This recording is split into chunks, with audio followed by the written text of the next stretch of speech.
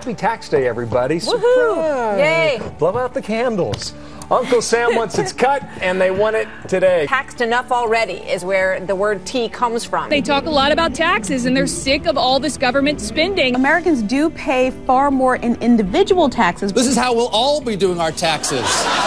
Now that 100% of our income will be going to the People's Glorious Central Finance Ministry. How much of your taxes does the government waste? Look at this number. This is 7 out of 10 Americans. This is 74%. They say a lot. We are serious about spending, that we are serious about tax reform. The president saying that those Tea Party rallies, quote, amused him.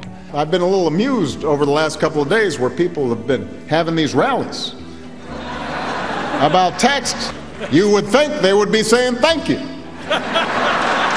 That's what you think. The sentiment behind the Tea Parties, which is this anti-big government, anti-deficit debt, anti-taxes spending, is really important this year, and the White House does have to figure out a way to answer it. President Obama released his tax return today. He didn't owe a lot in taxes. He has a lot of dependents. He's got his wife, 2 daughters, AIG, General Motors, Goldman Sachs.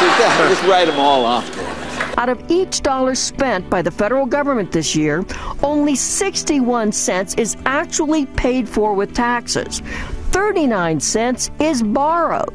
The chairman of the Federal Reserve warned Congress and the president today to start reining in the national debt. Americans find themselves in the midst of a jobless recovery. We have not seen big improvements in employment. The number of new jobless claims unexpectedly spiking last week. We're going to turn now to the brewing battle over financial reform.